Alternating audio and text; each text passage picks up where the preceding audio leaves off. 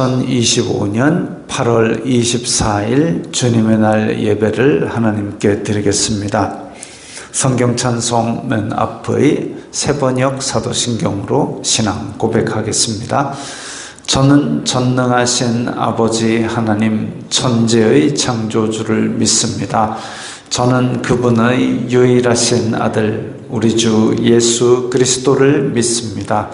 그분은 성령으로 잉태되어 동정녀 마리아에게서 나시고 본디오 빌라도에게 고난을 받아 십자가에 못 박혀 죽으시고 장사된 지 사흘 만에 죽은 자 가운데서 다시 살아나셨으며 하늘에 오르시어 전능하신 아버지 하나님 오른편에 앉아 계시다가 거기로부터 살아있는 자와 죽은 자를 심판하러 오십니다.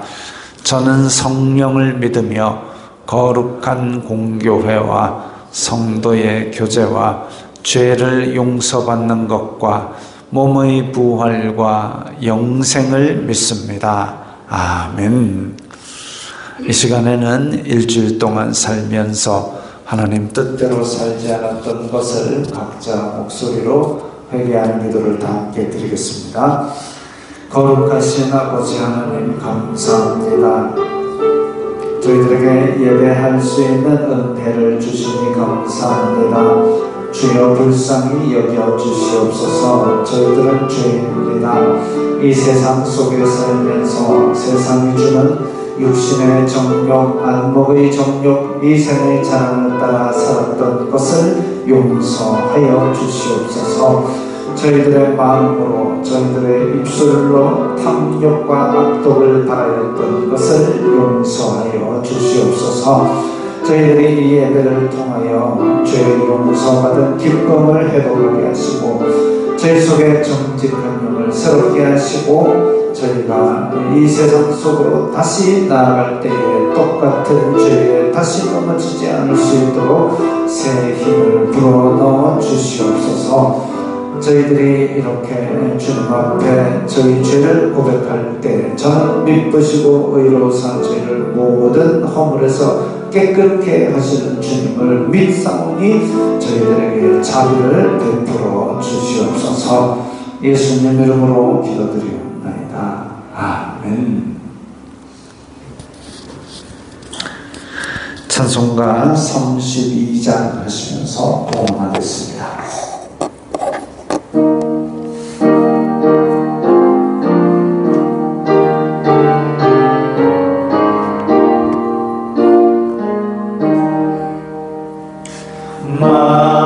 만유의 주제 존귀하신 예수 사랑이 되신 하나님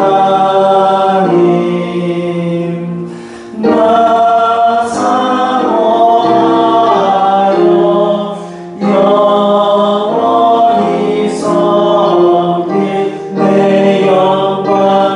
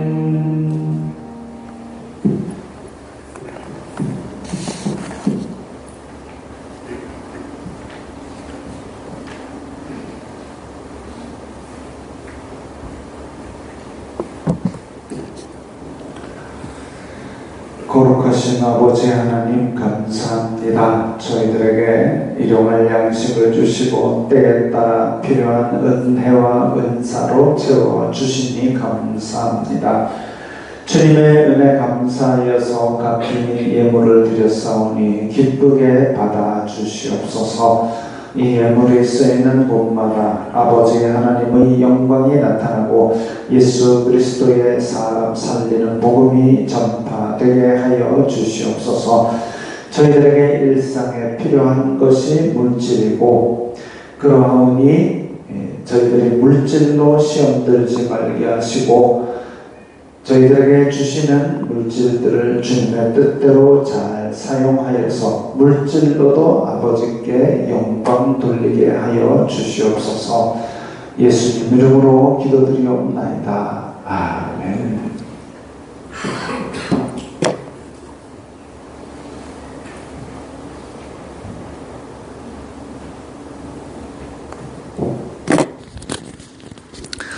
하이델베르크 요리문답 제23주차입니다.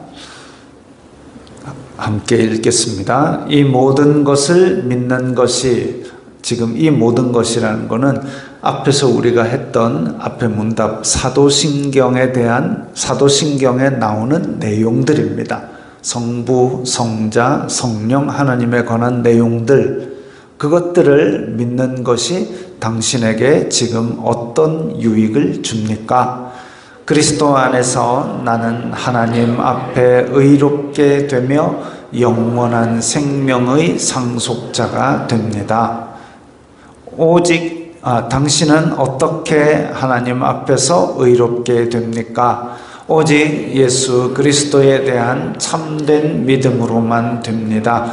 비록 내가 하나님의 모든 계명을 크게 어겼고 단 하나도 지키지 않았으며 여전히 모든 악으로 향하는 성향이 있다고 나의 양심이 고소하지만 하나님께서는 나의 공로가 전혀 없이 순전히 은혜로 그리스도의 온전히 만족해 하심과 의로움과 거룩함을 선물로 주십니다. 하나님께서는 마치 나에게 죄가 전혀 없고 또한 내가 죄를 짓지 않은 것처럼 실로 그리스도께서 나를 위해 이루신 모든 순종을 내가 직접 이룬 것처럼 여겨 주십니다.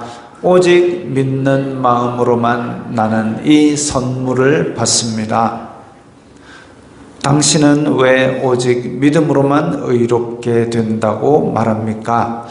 나의 믿음에 어떤 가치가 있어서 하나님께서 나를 받으실 만한 것은 아니며 오직 그리스도의 만족해 하심과 의로움과 거룩함만이 하나님 앞에서 나의 의가 됩니다.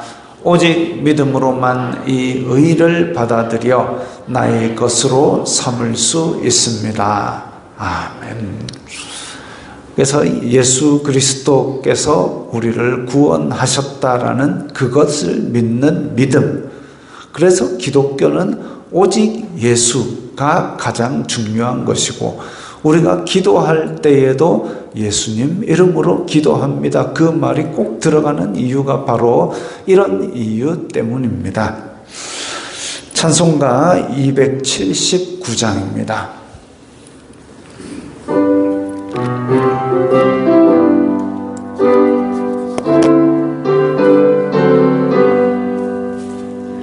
이대하신 곳에 주여 내가 미워니 죄인 돌아실 때에 날 부르소서.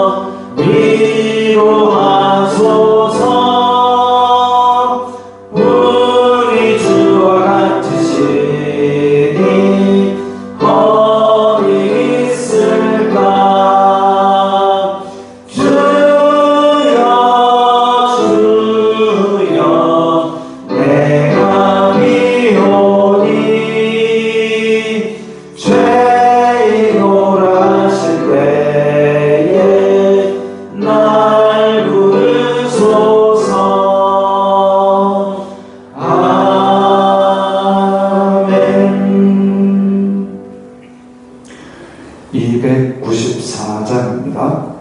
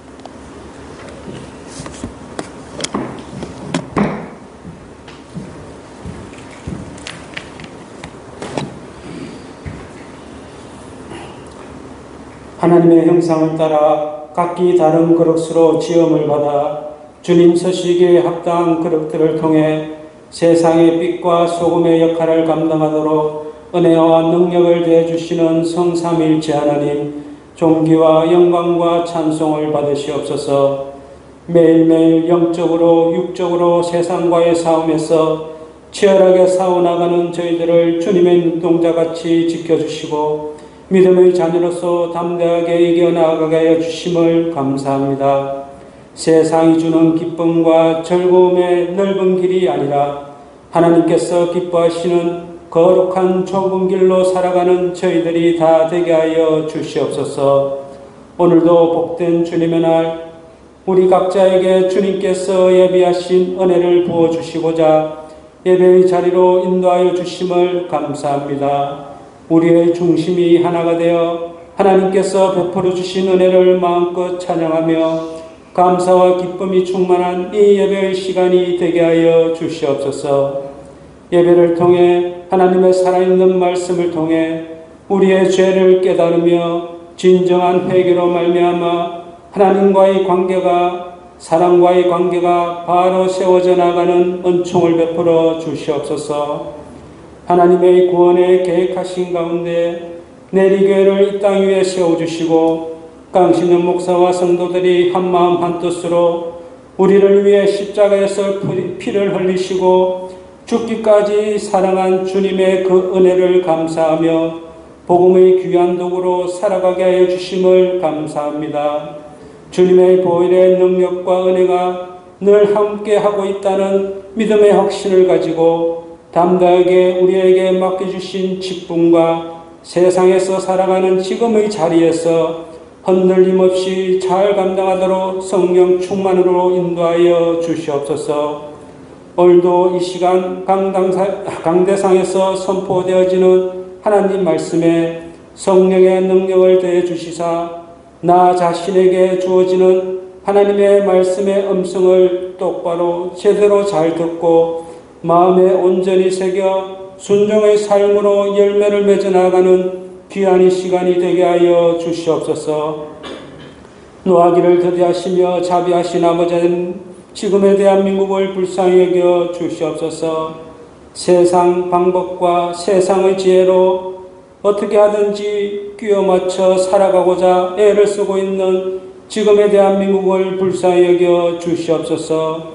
하나님을 알지 못하는 하나님을 믿지 않는 영혼들의 발부둥침을 불쌍히 여겨 주시사 전능하시고 살아계신 하나님께서 모든 것을 주관하시고 다스리신다는 것을 깨닫고 살아가는 이 땅의 대한민국, 이 땅의 영혼들이 다 되게 하여 주시옵소서. 내리 교회와 연계되어 있는 교회들과 선교사들도 주님 안에서 주님 도우심으로 말미암아 맡겨주신 사명 잘 감당해 나가는 은혜를 다하여 주시옵소서. 주님 다시 오실 길을 예비하며 내리 교회 공동체 안에서 믿음으로 사랑으로 섬기는 지체들마다 영육 간의 강건한 은혜와 교회가 주님 보시기에 합당한 교회로 거듭 발전해 나가는 은총을 베풀어 주시옵소서.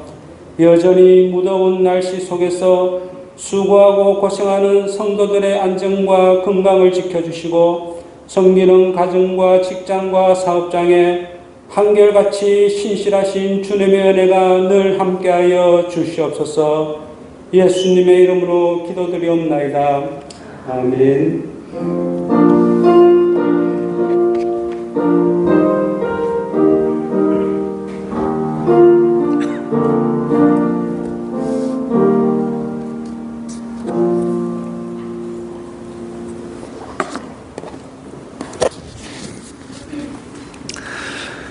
오늘 말씀은 열왕기상 21장 17절부터 19절까지의 말씀입니다. 구약성경 554면 열왕기상 21장 17절부터 19절까지의 말씀 함께 읽겠습니다. 여호와의 말씀이 디셉 사람 엘리야에게 임하여 이르시되 너는 일어나 내려가서 사마리아에 있는 이스라엘의 아합 왕을 만나라. 그가 나봇의 포도원을 차지하러 그리로 내려갔나니 너는 그에게 말하여 이르기를 여호와의 말씀이 내가 죽이고 또 빼앗았느냐고 하셨다 하고 또 그에게 이르기를 여호와의 말씀이 개들이 나봇의 피를 핥은 곳에서 개들이 내 피 곧 내 몸의 피도 핥으리라 하였다 하라. 아멘. 자, 오늘 말씀이 좀 무섭지요? 이게 뭘까요?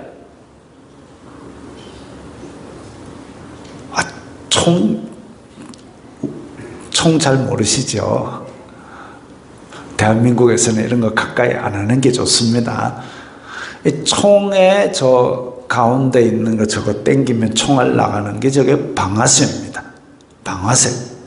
요즘 무슨 영화에 트리거라는 영화가 뭐 이렇게 나왔는 모양인데 거기도 막 총이 뭐 나오고 이런 모양입니다. 방아쇠, 트리거. 총에 달려있는 저 발사장치를 말합니다. 이걸 당기면 총알이 나갑니다. 그것처럼 사람의 행동에서도 어떤 특정 자극을 받으면 감정이 일어나거나 행동이 일어나거나 총알이 발사되는 것 같이 크게 일어나는 그런 것을 심리학적 용어로 방아쇠, 트리거라고 그럽니다. 근데 이 방아쇠라는 것이 사람마다 다 다릅니다. 사람마다 다 다르고 또 어떤 사람에게는 진짜 아주 평이한 어떤 날씨와 향기와 분위기와 이런 것이 방아쇠가 되어서 자기의 옛날의 그 트라우마가 생각나기도 하고 아니면 극심한 분노가 일어나기도 합니다. 근데 하나님께서는 선하시고 인자하심이 영원하신데 하나님께도 방아쇠가 있는 것을 보았습니다. 사실 제가 이 아합 이야기 길게 안 하고 다른 걸로 바로 넘어갈 생각을 하고 쭉 읽어 나가다 보니까 이 오늘 본문에서 하나님께서도 방아쇠가 있다. 이걸 발견하게 돼서 이거는 꼭 언급을 하고 가야 되겠다. 그런 생각이 들었습니다. 물론 하나님은 공의의 하나님이시기 때문에 공의에 어긋나면 벌하시는 건 당연하니까 이건 방아쇠가 아닙니다. 우상 숭배를 벌하시는 것도 방아쇠가 아닙니다. 경고하시고 벌하시고 이게 순서대로 차곡차곡 나오기 때문에 근데 오늘 본문에서는 방아쇠가 무엇인지 우리가 생각할 수 있습니다. 우리가 계속 이제 왕들을 이야기하고 있는데 아합은 역대급으로 악한 왕이었습니다. 하나님께서 아합과 이스라엘 백성들을 살리시려고 선지자 중에 가장 뛰어난 엘리야를 보내시고 또 엘리야를 통해서 많은 기적도 베풀어 주셨습니다. 근데 아합은 여전히 악행을 그치지 않았습니다. 하나님께서 오래 참으시지만 그래서 엘리야를 통해서 경고하시고 질책도 하시고 그렇게 했지만 오늘 본문에서는 어떤 사건이 터지자마자 강력한 심판을 선포하셨습니다.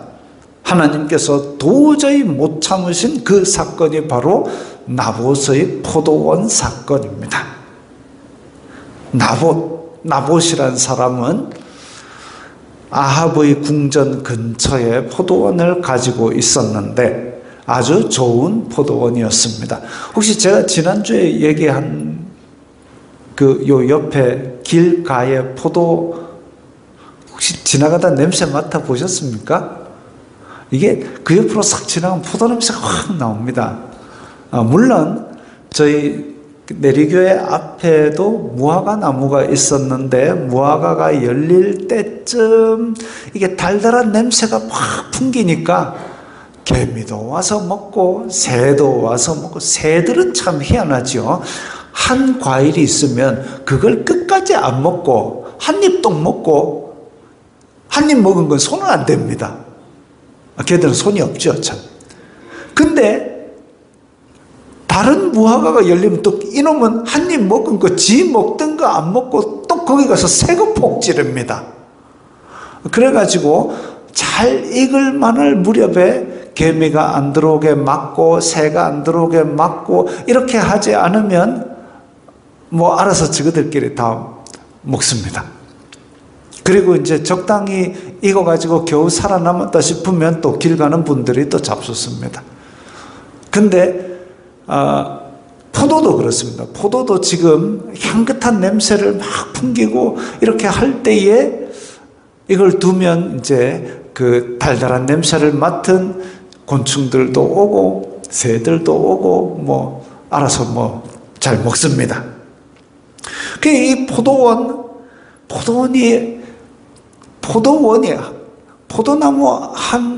요만큼도 그렇게 향긋한데 이 포도원이 아주 좋은 포도원이 있다. 이게 대고 이렇게 하고 있으면 바람이 샥 불어오면 그 포도 향기가 확 나오고 궁전에 있으면 그죠?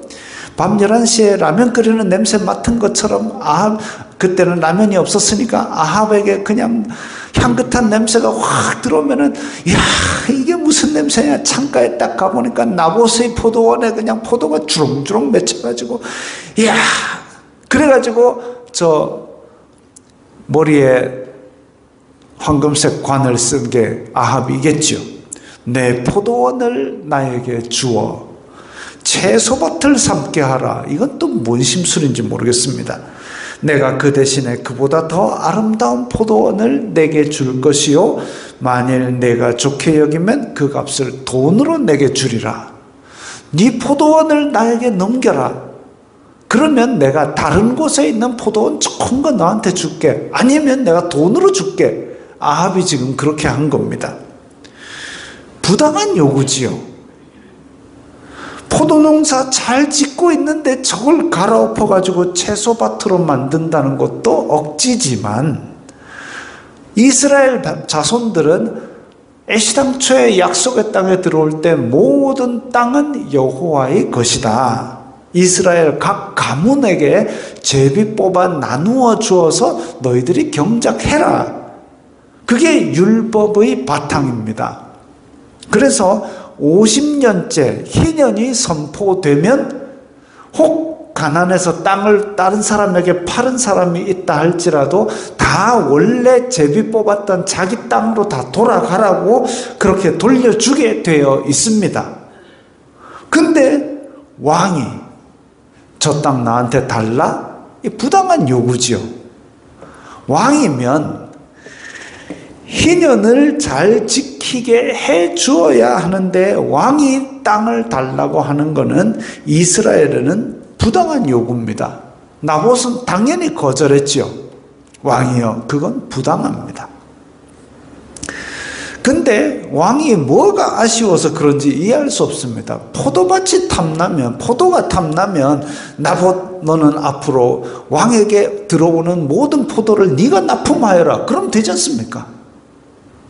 아니면 채소가 그렇게 갖고 싶으면 신선한 채소밭을 자기가 유통로를 하나 뚫든가. 얘들아 나에게 신선한 채소를 풍성히 하도록 유통로를 뚫어라.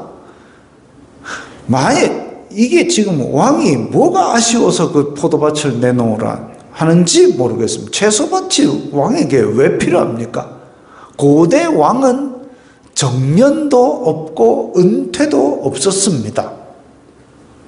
정년도 없고 혹시나 자기가 왕이 50세에 은퇴를 한다 그러면 은퇴하고 나서 내가 포도라도 좀 키우게 그 포도밭 나에게 다 그렇게 할 수라도 있지만 옛날 왕이 은퇴가 어디 있습니까? 정년이 어디 있습니까? 평생을 하는 게 왕인데 그리고 이 평생 동안 이 나라에서 생산되는 모든 건 자기 겁니다. 근데 저 포도밭을 내 걸로 달라고 그렇게 때를 쓰고 앉았습니다. 아합이 저걸 갖고 싶어가지고 저 지금 그림 한번 보십시오. 창가에 저 포도밭을 가리키고 있으면서 성경에 보면 벽을 보고 침상에 누워가지고 밥도 안 먹었답니다. 이게 무슨 장난감 안 사준다고 떼쓰는 애도 아니고 그 꼴을 보고 왕비 이세벨이 사악하고 표독한 왕비 이세벨이 왕의 이름으로 저 고을에다가 공문을 보냈습니다. 성읍 장로와 귀족들이 공문의 지시대로 거짓 증인을 세워가지고 위증하는 양아치들을 증인으로 세워가지고 하나님과 왕을 저주하였다. 라고 재판을 해가지고 무리가 나봇을 성 밖으로 끌고 나가서 돌로 쳐 죽였습니다. 이 끔찍한 사건이죠.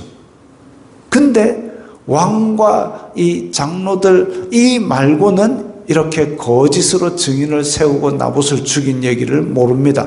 일반 백성은 아이고 나봇이 포도원 잘하더만 이상한 짓을 했네 그러고 말았을 겁니다. 근데 아합이 이제 신나가지고 나봇의 포도원을 차지하려고 내려가는데 엘리야가 짠 나타나 버렸습니다. 그럼 그죠? 아합이 그냥 쫄래쫄래 내려가 신나다가 탁 보니까 엘리야가 앞에 떡 서 있으면 그야말로 심장에 얼어붙을 그야말로 등골이 서늘한 그런 만남이지요. 오늘 본문의 내용이 바로 이때에 엘리야가 신난 아합에게 선포한 하나님의 말씀입니다. 여호와의 말씀이다. 너 죽이고 빼앗았느냐? 개들이 나봇의 피를 핥은 곳에서 개들이 너의 피도 핥을 것이다. 끔찍한 내용이죠. 이거 하나님이 어떻게 알았지? 엘리야 당신은 어떻게 알았어? 끔찍하지요. 내가 죽이고 또 빼앗았느냐 그 말을 하는 순간 그냥 심장이 얼어붙을 것 같았습니다. 나봇은 억울하게 죽었지만 너 아합 더 비참하게 죽을 거야. 하나님의 말씀이야 라고 선포했습니다. 하나님께서 아합이 우상 숭배하고 뭐 이런 너 여로보암의 죄를 지으면 너 심판당한다 그렇게 계속 경고만 하셨는데 오늘은 그야말로 극거히 진노하시는 하나님의 방아쇠를 보여주고 있습니다. 방아쇠가 당겨진 거죠.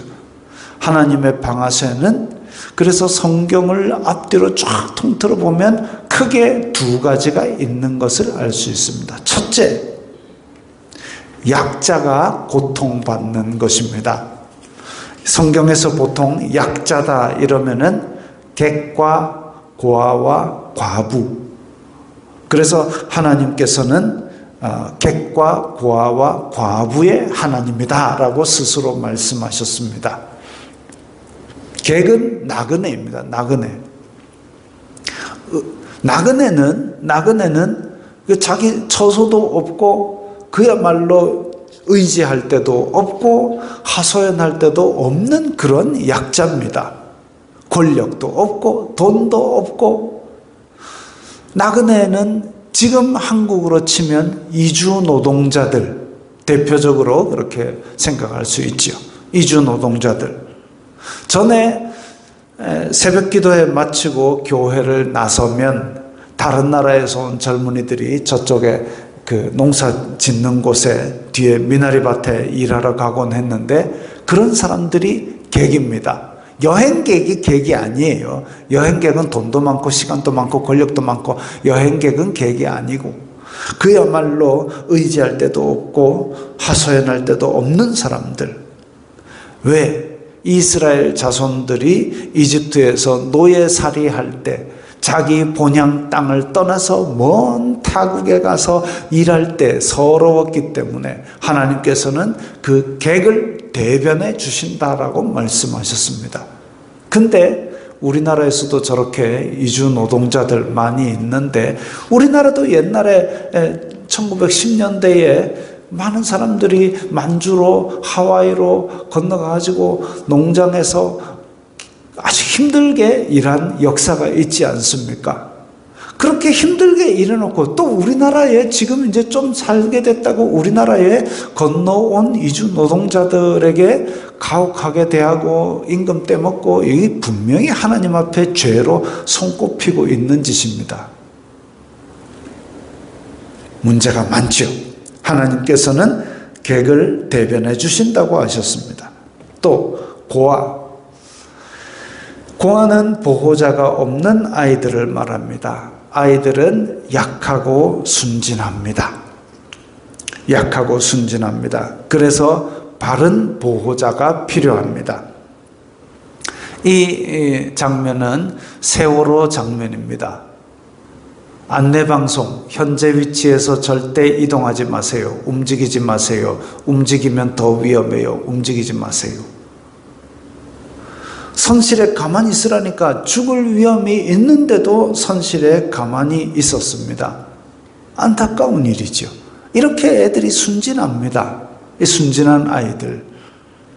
요즘 우리나라에 학교 폭력이나 집단 따돌림 같은 불미스러운 일이 있는데 같은 아이들이라 해도 더 약한 피해자가 있습니다.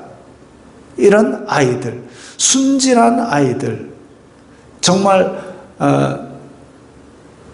그래서 고통을 주고 목숨이 위험하도록 굶기고 때리고 하는데도 그 부모라는 이유 때문에 또 믿고 따르고 안기고 하는 그런 아이들, 정말 순진하고 너무나도 약한 존재가 아니겠습니까? 그런 존재, 그들이 받은 고통을 하나님께서 반드시 심판하십니다. 셋째, 과부. 과부는 성경시대의 약자의 대명사처럼 여겨졌습니다.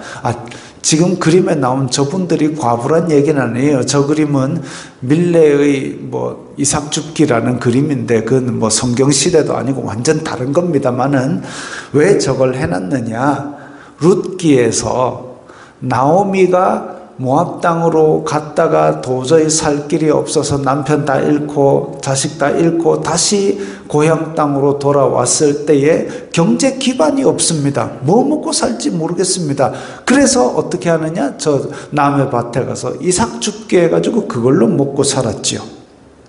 성인인데 경제 기반도 없고 가문의 땅도 없고 그런 힘든 삶을 살고 있었습니다.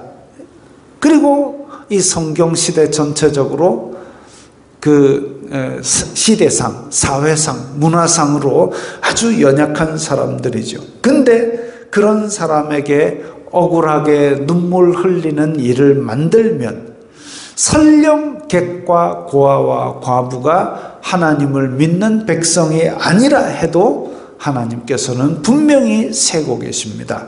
왜?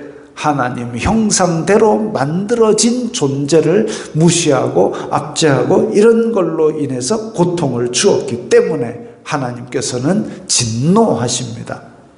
약자가 눈물 흘리는 것은 하나님의 방아쇠가 됩니다. 약자가 눈물 흘리는 것, 우리가 생각하기에 아이고 저 사람 근육도 있고 저 사람 돈도 있고, 아니요, 그것과 관계없이 상대적인 관계에서 약한 사람, 어린 사람, 이 사람은 언제라도 하나님의 방아쇠가 될 수 있습니다. 둘째, 하나님의 방아쇠 둘째는 강자가 압제하는 겁니다. 그 기원은 이스라엘 자손들이 이집트에서 노예 생활하던 때로 거슬러 올라갑니다. 하나님의 백성을 고통으로 부르짖도록 그렇게 가혹하게 일을 시키고 하나님께서 풀어주라 라고 모세를 통해서 선포하셨을 때에 그 말은 안 듣고, 야, 이제까지 지푸라기는 우리가 공급해가지고 벽돌 구웠지, 이제는 지푸라기도 너희들이 가져와서 해 하고 더 일을 가중하게 만들었죠. 그런 겁니다. 그 바로와 감독자들을 하나님께서 벌하셨습니다. 더 올라가면, 그 강자가 압제하는 기원을 더 올라가면 가인의 후손 라멕이 자기가 소년을 죽였답니다. 소년이 나에게 상처를 입혔기 때문에 내가 그 소년을 죽였다. 소년은 약자입니다. 라멕보다 약자입니다. 근데 그 약자를 압제해가지고 죽여버린 거죠. 또 구스의 아들 니므롯이 하나님을 거역하고 사람들을 압제해서 바벨탑으로 동원하고, 이런 것들이 다 강자가 압제한 겁니다. 강자가 백성을 압제한 것. 강자는 왜 압제를 할까요? 그 심리적 근원은 교만입니다. 내가 니보다 낫다, 이게 교만이거든요. 그러니까 강자는 어디에도 존재합니다. 저 어린 아이들 유치원에서 같이 야야야 하고 놀고 있는데도 거기도 강자와 약자가 존재합니다. 거기서도 조금 더 힘이 세거나 조금 더 가진 아이가 덜 가진 아이를 압제하는 모양이 나타납니다. 그건 인간의 마음속에 타락 이후로부터 뿌리 깊게 내려져 있는 그런 본성입니다. 그런데 그 본성대로 내가 이 다른 사람을 압제해버리면, 나의 교만으로 내가 니보다 낫다라는 그걸 통해서 내가 니보다 나으면, 내가 니보다 힘이 세면 네가 못하는 걸 내가 들어줄게. 내가 니보다 돈이 많아서 내가 니보다 나으면, 그러면 내가 내 돈으로 너 배고픈 걸 채워줄게. 이렇게 하면 모를까, 내가 니보다 낫다, 그러니까 너는 내 밟혀라. 이건 아니다 이거죠. 교만에서 나온 것 이겁니다. 이스라엘이 바벨론의 포로로 잡혀갔다가 하나님의 능력으로 말미암아 하루아침에 다시 예루살렘으로 가라라는 명령을 듣고 귀환했습니다. 성읍을 짓고 성전을 짓고 다들 힘들고 어렵게 살았습니다. 그 황무지가 된 예루살렘에 이제 집부터 새로 지어야 되는데, 또 먹을 것도 지금 같이 밭을 갈고 이래야 되는데, 그러니까 아침 저녁으로 일하느라 바쁜 거지요. 그 와중에 귀족들은 가난한 백성들에게 고리대금을 하고 백성들의 밭을 빼앗고 백성들의 포도원을 빼앗고 그 빚진 백성들의 아들과 딸을 노예로 팔게 만들었습니다. 그래가지고 저 파란 옷 입은 인간이 지금 자기 종을 시켜가지고 누구 하나를 손을 뒤로 묶어가지고 끌고 가려고 합니다. 저 집 앞에 서 있는 가족들은 슬픈 자세를 취하고 있습니다. 저 짐승들도 끌고 가고 자식도 끌고 가고. 그 모양새를 보고 느헤미야가 하나님을 경외하는 사람은 그러면 안 돼 라고 강력하게 꾸짖었습니다. 그리고 우상 숭배하고 이방인을 데려다가 자기 며느리 삼고 이런 인간들이 귀족들로 있었습니다. 그 사람들을 잡아다가 머리채를 쥐어잡고 따귀를 치고 내매 아주 깡패 같죠. 그러니까 이게 바로 강자가 약자를 압제하는 겁니다. 바벨론에서 포로로 귀환할 때 거기서 뭐 누가 있어봐야 얼마나 있겠습니까? 근데 자기네들끼리 긁어이질하고 자기네들끼리 자식까지 팔아넘기도록 사람을 압제한다? 이거는 도저히 보아넘겨 하나님의 백성이라면 그래서는 안 되는 짓이었죠. 사람이 아무리 강해도 그 위에 더 강한 자가 있고 그 위에 더 강한 권력자가 있고 그 위에 하나님이 계신데 그걸 인정하지 않으면, 아니 이방인도, 예수님 시대에 이방인도 예수님 명령만 하십시오. 나도 내 위에 군인이 있고 나도 내 위에 누가 있어 가락하면 가고 오락하면 오는데 예수님께서 명령만 하십시오. 진짜 겸손한 사람이죠. 1만 달란트 탕감받은 자가 지금 저 멱살 잡고 있는 파란 옷 입은 사람 1만 달란트면 도저히 살아생전에는 갚을 수 없습니다. 그런데 그걸 탕감받은 자가 저 빨간 옷 입은 100데나리온 탕감받은 자, 탕감을 못 받았죠. 빚진 자의 목을 움켜쥐고 너희는 감옥 가라 라고 하는 것, 강자가 압제하는 일입니다. 강자가 약자를 압제하는 것은 하나님의 방아쇠를 당기는 일입니다. 오늘 본문에서는 나봇이 약자이고 아합은 강자입니다. 나봇은 억울하게 살해당했습니다. 아합은 자기 백성을 죽이고 그 땅을 뺏었습니다. 방아쇠가 더블 방아쇠로 당기는 거죠. 이건 하나님의 방아쇠가 당겨질 수밖에 없는 불의한 사건입니다. 하나님의 진노에 휘발유를 끼얹을 정도로 심각하고 끔찍한 사건입니다. 엘리야가 이 말씀을 선포해서 아합 너 죽이고 빼앗았느냐 하는 순간 아합도 피가 거꾸로 솟을 정도로 분노가 들었을 겁니다. 그런데 우리도 이 두 가지에 언제라도 해당될 수 있다는 걸 가지고 긴장해야 됩니다. 아까 말씀드렸죠.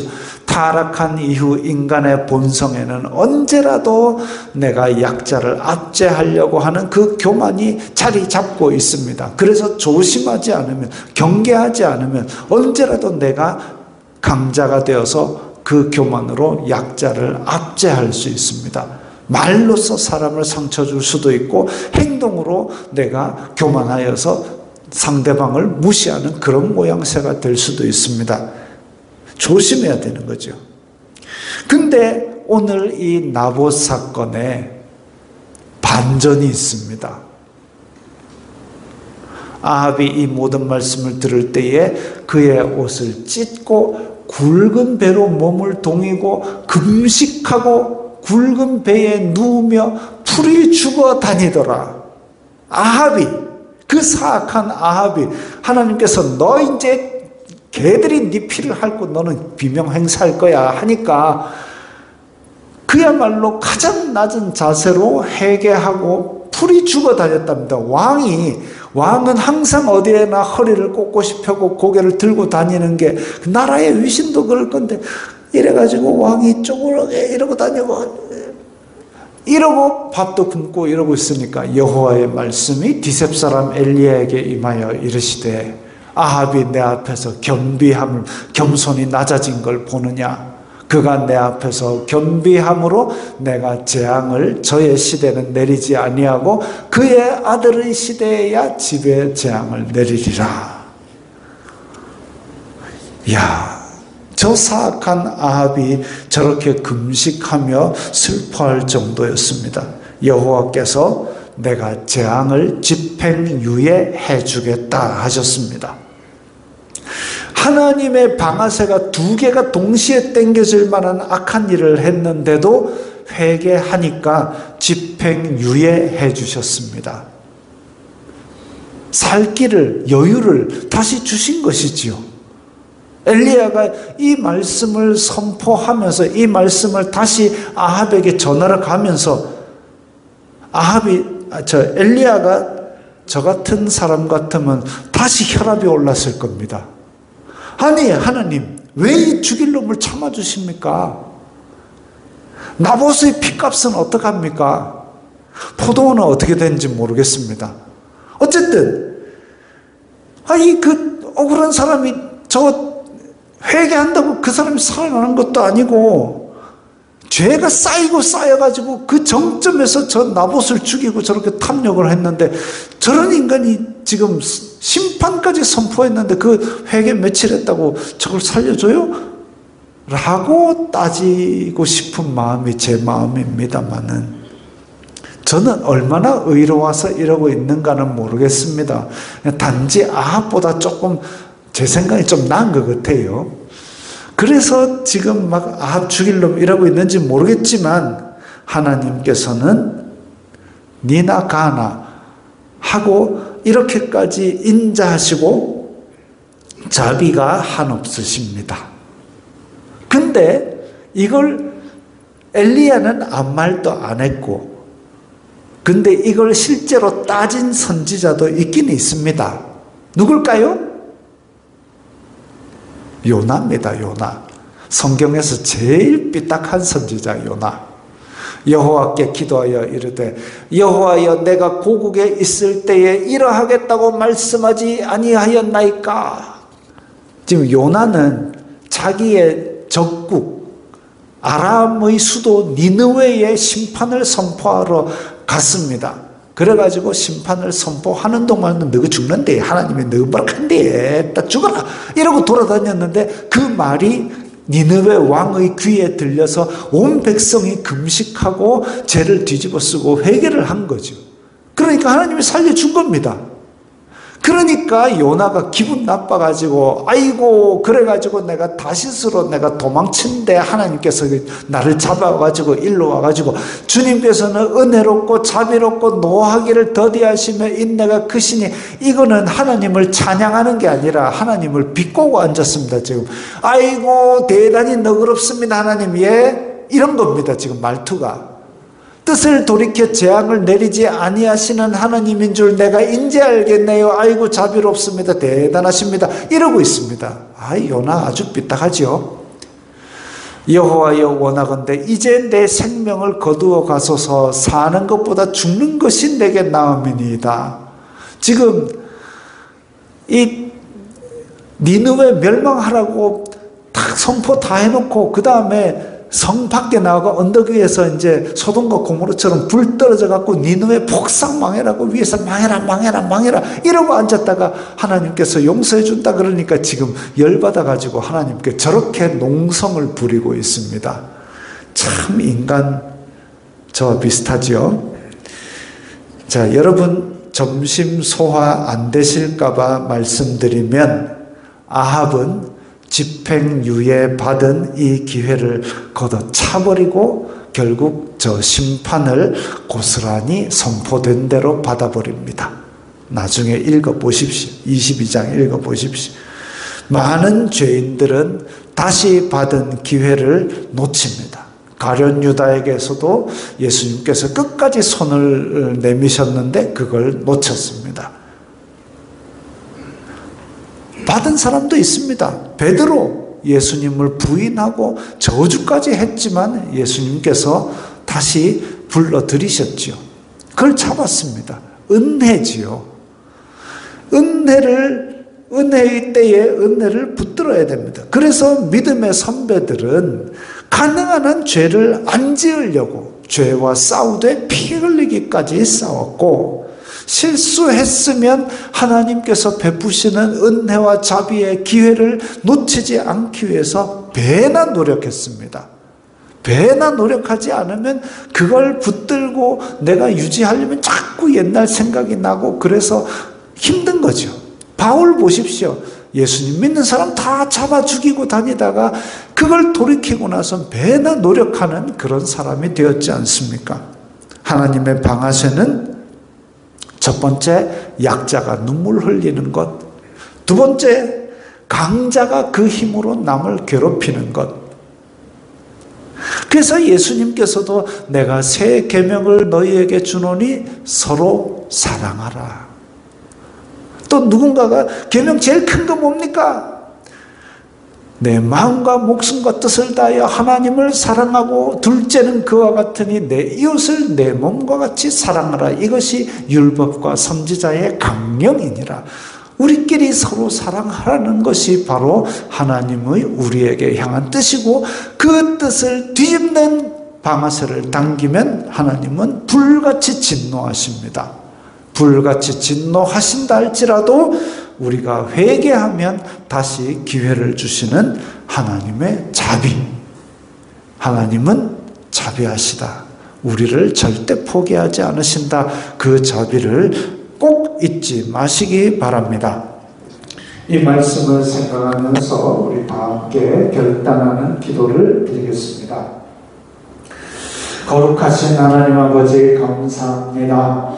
하나님께서는 약자의 눈물을 보아넘기지 않으시고 강자의 압제하는 것을 심판하시는 하나님이신데, 혹시라도 저희들이 약자를 눈물 흘리게 하고 저희들이 조금 가진 것 가지고 남을 압제하지는 않았는가 두렵습니다. 저희들이 설령 이러한 죄를 지었다 할지라도 마음에 찔림을 주시고 주님 앞에 회개의 기회를 주옵소서. 주님께서 주시는 기회를 붙들고 저희들이 항상 하나님의 자비에 의지하고 하나님의 은혜에 의지하여서 그 인자하심으로 말미암아 이 땅에서 하나님의 인자하심과 자비하심을 저희들의 삶으로 알리는 생활을 하게 하여 주시옵소서. 예수님께서 주신 계명, 서로 사랑하라는 그 계명대로 이 땅에서 아버지의 사랑을 전하는 자들이 되게 하여 주시옵소서. 예수님 이름으로 기도드리옵나이다. 아멘. 찬송가 171장입니다.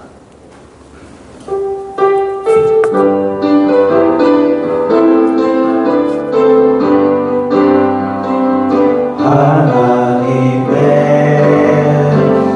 독생자 예수 날 위해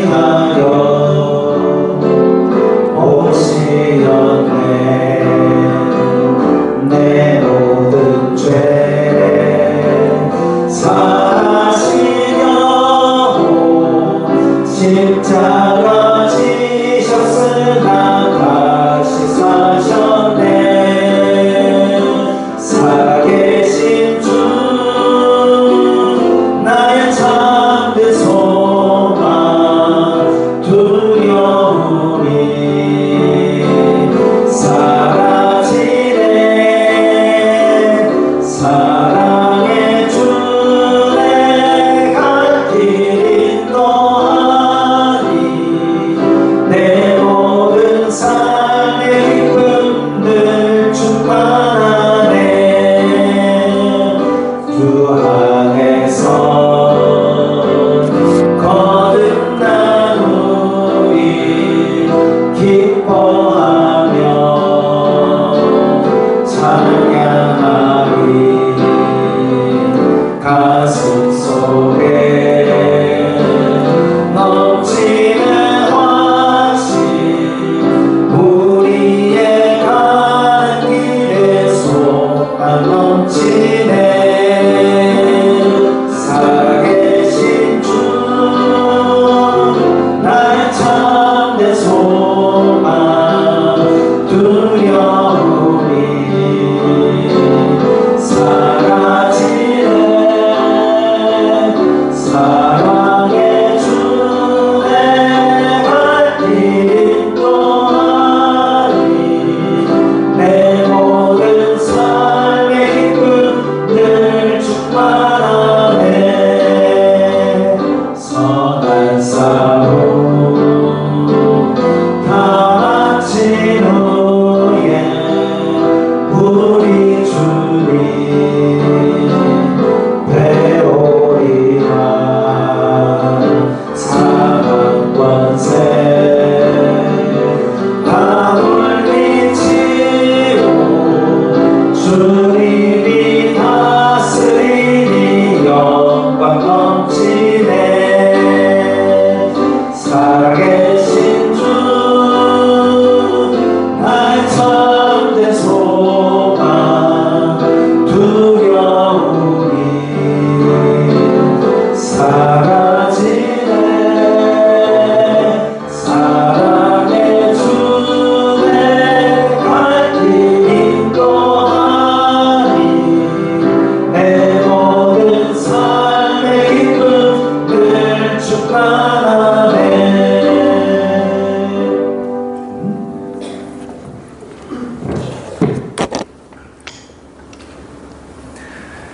주 예수 그리스도의 은혜와 하나님 아버지의 사랑과 성령 하나님의 교통하심이 너희 우리와 함께 있을지어다. 아멘.